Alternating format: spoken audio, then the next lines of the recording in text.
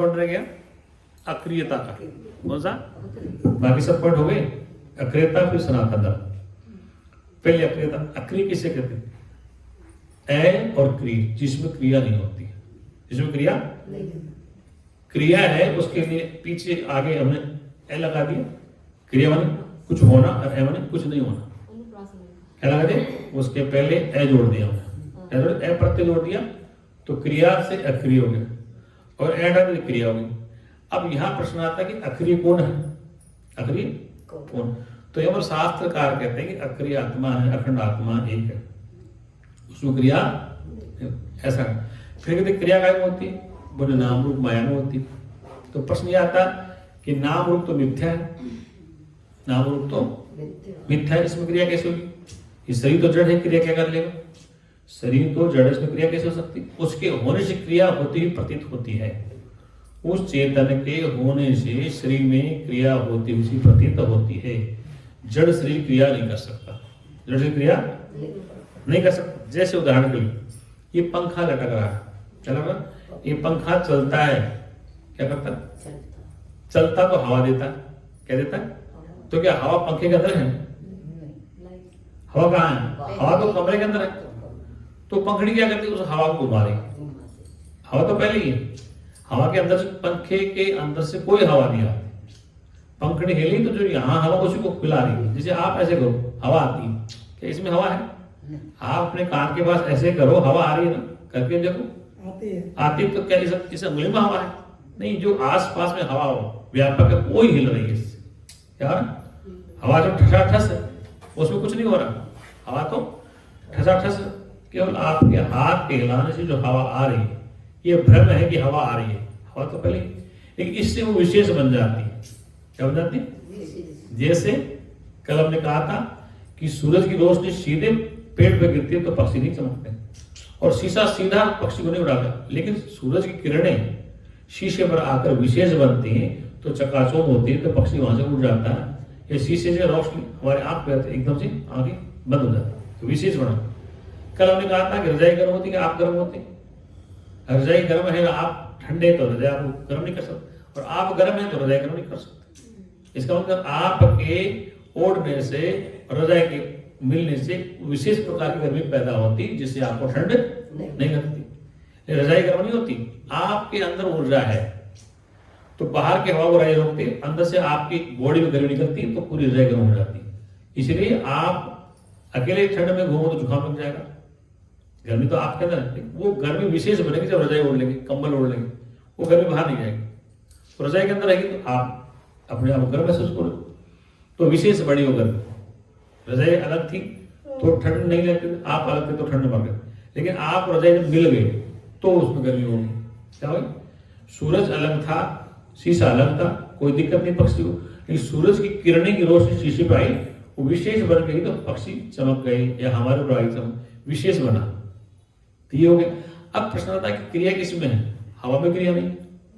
पंखा घूम रहा है तो पंखे में पंखड़ियां घूम रही, प्रतीत हो रहा है पंखा घूम रहा है। पंखड़ी, प्रत्येक पंखड़ी वहीं पर है जहां लगी हुई है, नट बोल्ट वहीं है, मोटर के वायर तार वहीं है, साफट वहीं है, तार लग रहा है, वो पंखा प्रतीत हो रहा घूमता हुआ। क्या है? घूमता था प्रतीत हो रहा है, नहीं, पंखा वहीं की वहीं है, प्रतीत हो रहा घूम रहा है, पंखा वहीं की वहीं है, सारी पंखड़ियां वहीं है, सारे पुर्जे वहीं है, दिख रहा घूम रहा है। जैसे आप दिल्ली से हरिद्वार चल के आ रहे, दिल्ली से हरिद्वार चल के कहते हरिद्वार आ गया, मेट्रो स्टेशन बोलते हैं, ट्रेन में हरिद्वार आ गया, तो वहां से आप चल के हरिद्वार आ गए, मतलब चला गया, सड़क भी वहीं पड़ी, पटरी रेल की वहीं पड़ी, सड़क भी वहीं पड़ी है, ट्रेन की पटरी वहीं पड़ी, आपका शरीर वहीं है, जैसा है वैसा ही है, इसमें कुछ नहीं चला। और ट्रेन के डिब्बे वहीं लग रहे, डिब्बों को चला, उसका पंखा घूम रहा, पहिया घूम रहा, वो वहीं लगा हुआ, आपका अंग प्रत्यंग सब वहीं लगा हुआ, न अंगुली चली, न आंख चली, न नाक चली, जहां आंख है वहीं चिपकी हुई है, जहां पे जो है तो वहीं लगा हुआ है, अंगुली यहीं वहीं है, पैर वहां वहीं है। और इसमें जो कुछ चल रहा है, खून दौड़ रहा है, श्वास आ रहा है, जा रहा है, सब कुछ अंदर अंदर प्रतीत हो रहा है। तो इसमें क्या चला? रेल के डिब्बे वहीं चिपक रहे, पट्टी वहीं पड़ी, खाली बाग वहीं है, खाली बाग नहीं, आपके मेरे मध्य में खाली बाग है, तो ट्रेन की पटरियां वहीं है, ट्रेन के डिब्बे वहीं लगे हुए हैं, और आपके शरीर के प्रत्येक जोड़ हड्डी नहीं लगे। इसका मतलब प्रतीत हो रहा चलना, जैसे जल में लहरें बढ़कर प्रतीत हो रही है, जल चला कुछ भी, ऐसे ही खाली भाग वही है। खाली भाग आप बिराई कैंप आए वहां से पैदल, तो पैदल चले, सड़क वही है, खाली भाग वही है। आपका अंग प्रत्यंग शरीर के लगा, इसमें क्या चला? कुछ नहीं चला। चलाने शरीर थक जाए, हाँ, इससे शरीर थक जाता है, हो जाए थक। और शरीर थकता है, शरीर में क्या थकता है? ये महसूस कौन करता है? क्या शरीर महसूस करता है? अरे मुर्दे को जलाते तो क्या मुर्दा चिकता है?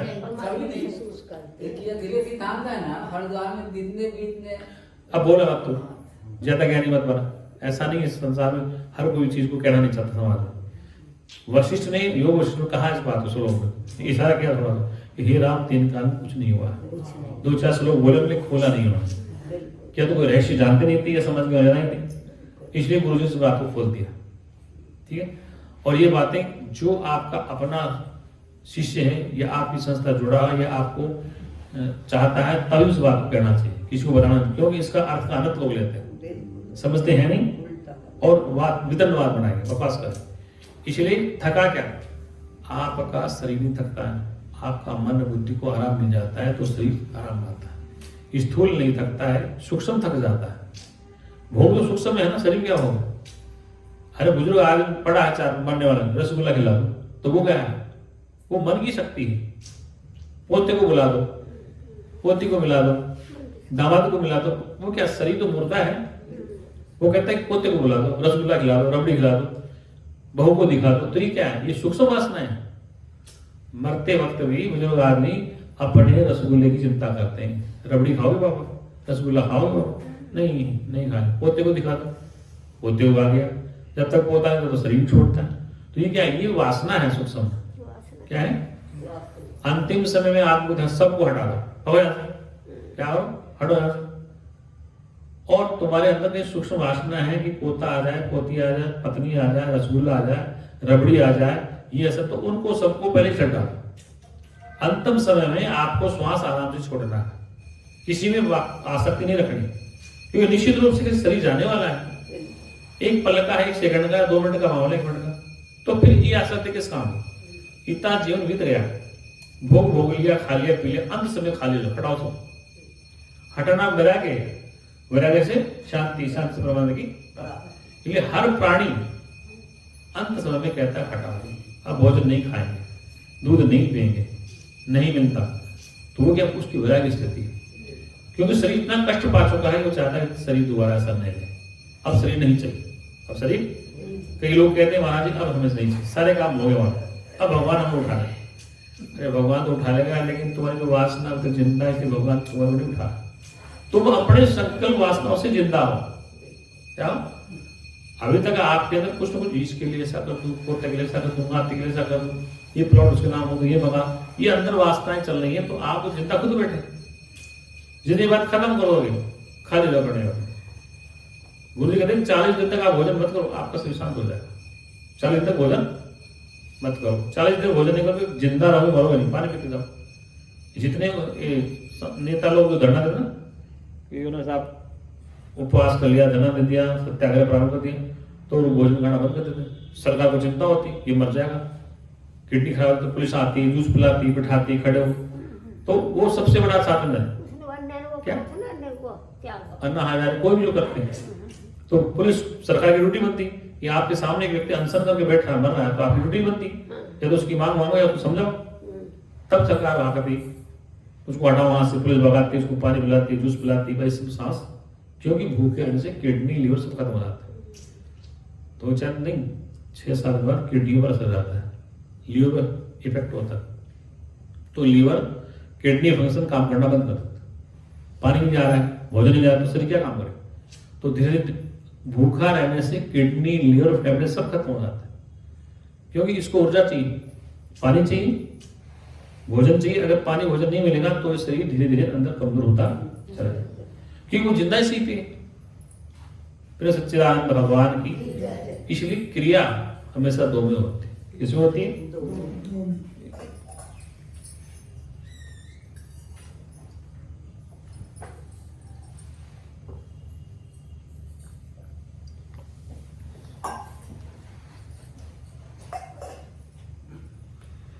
क्रिया हमेशा दो। तो परमात्मा तो एक है, एकम ब्रह्म द्वितीयास्ति, एक ब्रह्म दूसरा बनाई। तो जहां एक है उसमें दूसरा है नहीं, तो दो हो तो क्रिया हो। एक वस्तु ठस उसमें दूसरा होना असंभव। जैसे जल लबालब भरा है, लहर उसी पे हो रही है और लहर जल से लगे, लहरें जल से लगे नहीं है, जल में ही बन का प्रतीत हो रही है लहरें। ऐसे ब्रह्म एक है, उसी सब कुछ बनकर दिख रहा है और वही कुछ बन के दिख रहा है, प्रतीत हो रहा है, हुआ कुछ नहीं, प्रतीत हो रहा है, भास रहा है, दिखाई दे रहा है। हे राम, तीन काल कुछ भी नहीं हो रहा है। अब प्रश्न आता है कि अक्रिय ज्ञान से फायदा क्या? इस अक्रिय ज्ञान से आपको सबसे बड़ा फायदा हो भीतर की शांति। क्या होगी? इस ज्ञान को समझने से भीतर की शांति। इसलिए तुलसीदास को कहना पड़ा कि बिनु सत्संग विवेक न होई, राम कृपा बिनु सुलभ न सोई। कि बिना सत्संग को सुने बगैर ये बोध नहीं हो सकता, और बोध नहीं होगा तो आपको शांति मिल नहीं सकती। इसलिए ब्रह्मविद ब्रह्मनिर्भर होती, जो ब्रह्म को समझ जाता है वो ब्रह्म ही हो जाता है। जानत जानत तो ही हो जाए, जानते जानते जो जानने वाला है, जिसको जाना जा रहा है, जिसके द्वारा जाना जा रहा है, वो तीन नहीं होते, एक ही हो जाते हैं। जब मैं चला हरि को पाने के लिए, कबीर कहते जब पता चला हरि का तो मैं था हरि नहीं। बंद करो इसको। जब पता चला हरि का, हरि कौन है? मैं चला ईश्वर को खोजने के लिए, तब हरि था, अब ना है, अब मैं नहीं हूं, हरि हरि। अब ईश्वर नहीं है, मैं ही मैं हूं। कबीर साहब कहते हैं कि जब मैं खोजने चला हरि को, तो हरि और मैं दो अलग अलग थे। अब हरि है ना ही मैं ही हूं, अब मैं ना ही हरि है, मैं नहीं, मेरा नाम को खत्म, वो हरि हरि है। तो हरि व्यापक सरत समाना प्रेम ते पकड़ हुए मैं, इसलिए हरि एक की दूसरा नहीं। अब आइए क्रिया और बताते हैं। अक्रिय कैसे थी? इस शरीर में प्रत्येक अंग, यहां से नस नाड़ियां पूरे पैर तक आती, हमारे मस्तिष्क की नस नाड़ियां है ना पूरे नीचे पैर तक आती। जैसे किसी को थायराइड हो जाता है, कमर दर्द हो जाता है, पैर सूजन आ जाता है, हाथ पैर, तो इस सिस्टम का हिसाब होता है यहाँ से। वो खून का दौरा नसों में चलता है, कहीं खून जम गया दिमाग में तो दौरा आ गया, कहीं खून सूख गया तो उंगली सूख गई, पैर में दर्द हो गया, पीछे दर्द हो गया, कोले में दर्द हो गया, कहीं दर्द हो जाए, इसका मतलब कि खून का दौरा बंद हो रहा है, खून जम रहा है, उसमें ऑक्सीजन नहीं जा रहा। क्या जा रहा है? ऑक्सीजन। और पूरे शरीर में वायु है, अगर वायु नहीं तो खून कैसे चलेगा? खून को दौड़ाने के लिए पंप काम कर रहा है, हार्ट। क्या कर रहा है? ये पूरे हार्ट में खून को बाहर दौड़ाता है। एक मशीन ऐसी जो पूरे शरीर में खून की सप्लाई करता है। क्या करता है? हार्ट है, वो पूरे खून उस पूरे बॉडी में सप्लाई करता है ऑक्सीजन। और हाथ कट जाए, पैर कट जाए तो भी आदमी बच जाएगा, लेकिन हार्ट फैल जाए तो फिर नहीं बचेगा। दिमाग पागल हो जाए तो भी आदमी जिंदा रह सकता है, मूर्छा में जा सकता है, कुआं में जा सकता है, लेकिन ये यंत्र फैल गया हार्ट वाला तो सारा काम बेकार हो जाएगा, क्योंकि ये सप्लाई करता है ऑक्सीजन और खून को पूरी बॉडी में सप्लाई करता है। इसलिए अक्रिय का तात्पर्य है कि तीन काल में कुछ भी होता। अब अक्रिय की स्थिति क्या मतलब? कि उस समय न आपके पास स्वर्ग होगा, न आपके पास नर्क होगा, न देवलोक होगा, न साकेत लोक होगा, न गोलोक, कोई लोक नहीं। क्योंकि लोक और लोक के स्वामी तो आवागमन बसते, जहां होंगे आप ही होंगे। अगर नरक में होंगे तो आप होंगे, स्वर्ग में होंगे तो आप होंगे, देवलोक में होंगे तो आप होंगे, साकेत लोक में आप होंगे, आपसे तो कुछ भी नहीं। इसलिए ये दृष्टांत आता है शास्त्रों में कि राजा जनक से कोई गलती होगी, शास्त्र कर्म समझाया, गलती होने के कारण जन को नरक मिलेगी, देवदूत पकड़ नरक मिलेगी। और नरक में लेगे तो वहां 2-4 दिन रहने लगा तो वहां के लोग बड़े खुश हो गए, उसके प्रवेश करते। अब उसका समय पूरा हुआ तो उसने कहा आपकी ड्यूटी पूरी, आपके पाप खत्म हो, आप चलो नीचे मत लो। तो वहां के नरक के प्राणी बोले भाई इसको मत जाने दो। बोले क्यों? बोले इसके आने से हमें चैन मिल रहा है। नरक के प्राणी बोले इस राजा जनक के आने से हमें चैन मिला। तो पूछा गया कि क्या चैन मिला? बोले जब से दरवाजे में घुसा है इसके सत्संग इतनी ताकत तक हमें शांति मिल रही है, इसलिए इसका रहना बहुत जरूरी है। हम दुखी थे, हम परेशान थे, जब से जनक आया है इसकी वाणी में वो ओज है जिससे कि हमें भी शांति मिले, हमारा नरक खत्म होता था। लेकिन जहां अच्छे लोग जाते हैं वहां भी स्वर्ग बना देते हैं, और जहां बुरे लोग जाते हैं स्वर्ग को नरक बना देते हैं। जहां अच्छे लोग जाते हैं नरक को स्वर्ग बना देते हैं, और जहां बुरे लोग जाते हैं उस स्वर्ग को नरक बना। शादी विवाह में एक आदमी शराब पी ले, पूरी बारात का सत्यानाश कर देता है। क्या कहते हैं? बारात में एक आदमी शराब पी ले, सबका दिमाग खराब। ऐसे किसी प्रोग्राम में एक आधा आदमी पागल हो जाए तो सारा काम डिस्टर्ब। इसका मतलब स्वर्ग कहाँ है, नरक कहाँ है? स्वर्ग अच्छी व्यवस्था में, नरक अव्यवस्था में। इसलिए स्वर्ग नरक या आकाश पाताल में, स्वर्ग आपकी समझदारी में और नरक भी आपकी समझदारी में। सच्चिदानंद भगवान की।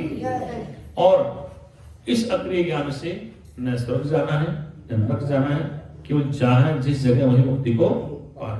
मतलब मुक्ति पाने का मतलब कि उसको समझना है। मुक्ति आपके हाथ में, न आकाश में न पाताल में।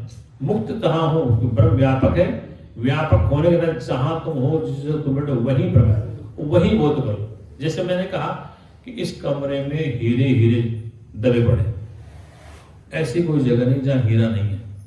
और आपको मौका दिया 2 दिन का, जितने हीरे निकालो, तो क्या आप वहां से वहां दौड़ के आओगे? यहाँ से जहां वही खोदो, जहां पे तुम हो वही तो हीरे हैं, तो चांद दौड़ने की क्या है? जहां हो वही बोध कर लो। जाना ना तुम्हें हो जाए, जानते जानते तुम्हें हो जाओ। इसलिए दौड़ना नहीं है, भागना नहीं। भजन का था न भज दौड़ मत, जहां बैठा वहीं विवेक कर ले। क्या कर ले? विवेक वहीं कर ले, चर्चा वहीं कर ले, पर्दा वहीं हटा ले। खुद ही पर्दा है, दीदार कर ले, वरना कोई नकाब नहीं यार के लिए। वो सच्चिदानंद भगवान। इसलिए अक्रियता का तात्पर्य हर क्रिया अक्रिय से प्रारंभ होती है और अक्रिय में बंद हो जाती है। हर क्रिया अक्रिय से होती, प्रतीत होती नहीं। अक्रिय से अक्रिय तक यात्रा होती है। स्व से स्व में यात्रा होती है, स्व से स्व में, पुत्र से पिता, पिता से पुत्र, पुत्री, माँ से पुत्री। ये यात्रा अपने में हो रही है। क्या हो रही? पिता से पुत्र, माँ से पुत्र, फिर यात्रा अपनी ही प्रक्रिया घूम रही है। कई जन्मों से चलती आ रही है। कभी तुम पिता बने, कभी तुम माँ बने, कभी तुम पत्नी बने, कभी तुम पिता। ये प्रक्रिया है, तुम ही बन के दिखे। कभी तुम माँ बन के आ गए, कभी पत्नी बन के आ गए, कभी पति बन के आ गए, कभी पुत्र बन के आ गए। तो वही तो बन रहे हो। जैसे सोने के आभूषण से अंगूठी बन रही, हार बना, ऐसे तुम्हें ही चेतन से सब कुछ बनकर दिख रहा है। इसलिए ये मत कहो कि महाभारत काल में दृष्टांत आता है, इसका विश्व पितामह का अंबा अंबिका अंबालिका को लिया, लड़के जबरदस्ती लिया, 2 को तो रख ली, अब वो तीसरी कहां जाए? तो प्रमाण है कि वो अपने कर्म का फल भोगना है। इसलिए दिया गया है कि वो वही उसकी मृत्यु का कारण बन के आ गई। ऐसा प्रमाण सत्यता है तो वही उसकी मृत्यु का कारण बन गया कि तूने मेरे साथ ऐसा किया, मैं तेरी मृत्यु का कारण बन गया। तो शिखंडी बन के आ गया, मतलब ब्रह्मला बन के आ गया। तो उसके सामने आ गया, तो उसने प्रतिज्ञा लेकर दी कि मैं इस देह पे बाढ़ नहीं चलाऊं, और उसकी ऑर्डर में उसको मार दी। ये प्रमाण इस बात का है कि ये जो प्रतिशोध की भावना, बदले की भावना, ये भी आदमी दुख देती है। प्रतिशोध में वो आपका पुत्र बन जा सकता, दुश्मन बन गया, आपके पुत्र के रूप में आके आपको बर्बाद कर देगा, आपके बहन बेटे को बर्बाद कर देगा। ये क्या? प्रतिशोध है, प्रतिशोध। और ये भी क्या है? वो भी आपका स्वरूप है। प्रतिशोध लेने वाला भी और प्रतिशोध का फल देने वाला, दूसरा है ही नहीं। बोले सच्चिदानंद भगवान की। अब जैसे घरों में देख लो, बच्चे, बहू, बेटे, जब ये सब आपके पूर्ण धर्म से मिले हैं, ये आपके प्रेमी हैं या दुश्मन है, प्रतिशोध है। जैसा जैसा विवेक से इनसे गुजारा करो, समझ के होश, बस और कोई रास्ता। क्योंकि अगर वो पुत्र बन के आए, पत्नी बन के आए, बहू बन के आए या दामाद बन के आए, इस संसार में सब दुखी है। कोई दामाद से दुखी है, कोई बेटी से दुखी है, कोई पुत्र से दुखी है, लेकिन सुखी हुआ है जिसने समझ लिया है। क्या? किसी का दामाद शराब पीता, वो दुखी। महाराज क्या करें, वो बच्ची स्टैंड में, ये लड़की दुखी, ये शराब पीता। महाराज जी वो लड़का ठीक है, वो खराब है, ऐसा करता है। महाराज जी वो हो ऐसी है। तो ये क्या है? ये तो खेल है, ये तो ड्रामा है। इस खेल को खेलो, लेकिन होश से खेलो। क्या करो? होश से खेलो। पति मेरे लिए है, पत्नी मेरे लिए है, लेकिन मेरी नहीं हो सकती। वेद का मंत्र था, ईसा वाष्यमदम सर्वम यजगंता जगताम जगत तेन तक तेन भूजिता वाकर। ईश्वर सृष्टि के कण कण में यत्र तत्र सर्वत्र व्यापक है, और व्यापक होने के बाद आपके पास विद्यमान। संसार की प्रत्येक वस्तु बदलने वाली, सदा तुम्हारे पास नहीं रहने वाली। इत्यादि भावना जो हो कि वस्तु पदार्थ मेरे लिए है, मेरे नहीं हो सकते। बच्चे मेरे लिए हैं, पत्नी मेरे लिए है, मकान मेरे लिए है, धन मेरे लिए, मेरा नहीं हो सकता। जब तक हूं जब तक मैं मौजूद हूं, लेकिन ये मेरे साथ जाने वाला मेरे लिए है, लेकिन मेरे नहीं। अब जो दोनों सुनते हैं सत्संग और पॉइंट पकड़ लिया आपने कि पति मेरे लिए मेरा नहीं हो सकता, पत्नी मेरे लिए नहीं हो सकती, लेकिन सरिता घर जाकर मत बोलते नहीं बात कि तुम मेरे लिए हो, मेरी नहीं हो सकती। मैं तो क्यों सत्संग एक पक्ष सुन रहा है, पति सुने तो कोई दिक्कत नहीं, जब पत्नी सुनती तो समस्या है। ये कौन सा ज्ञान आ गया कि पति मेरे लिए है लेकिन मेरा नहीं, तो फिर लट हो जाएगा, झगड़ा हो। तुम कहोगे तुम मेरे लिए, मैं तेरे लिए हो सकता, तो फिर झगड़ा होगा। समझना है कि संसार में जब तक शरीर है तब तक पत्नी के साथ ठीक रहो, पति के साथ ठीक रहो, लेकिन ध्यान रखना इनमें कोई भी पहले जा सकता है, कोई भी जा सकता है। जब तक हो जब तक आराम से पिता की सेवा करो, माता की सेवा करो, पति की सेवा सब करो, लेकिन ध्यान रखना होश में जीना। क्या अचानक कुछ आ जाए तो तुम डर जाओगे, इसीलिए ज्ञान की आवश्यकता है, होश में जीना है।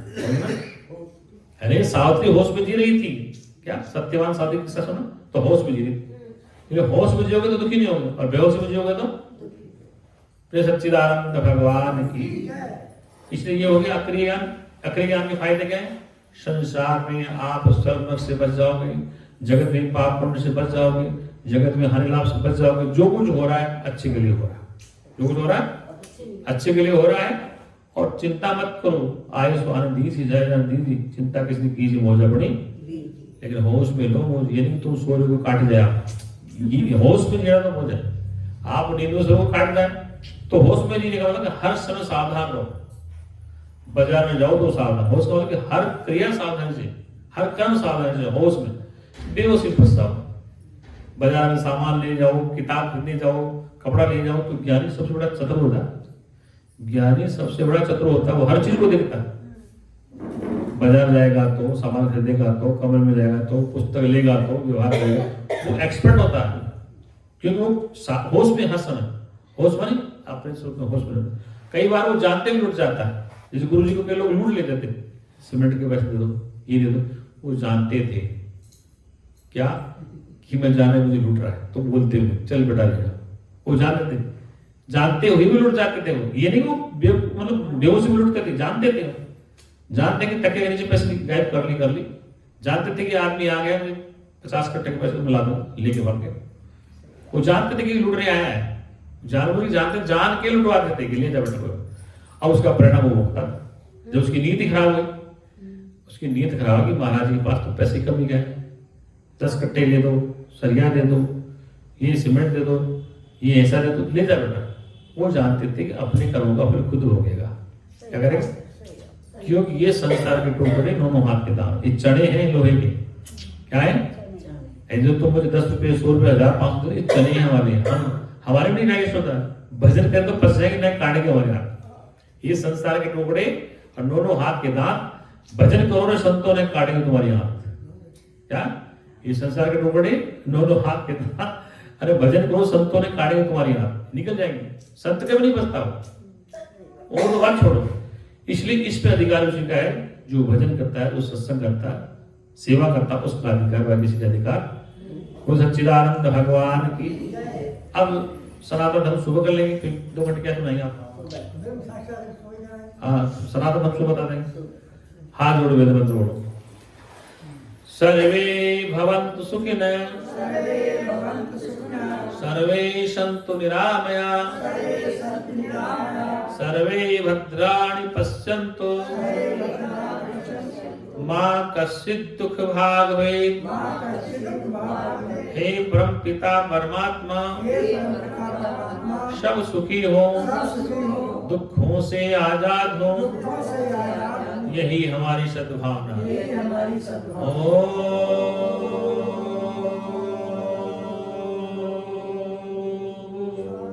शांति शांति शांति।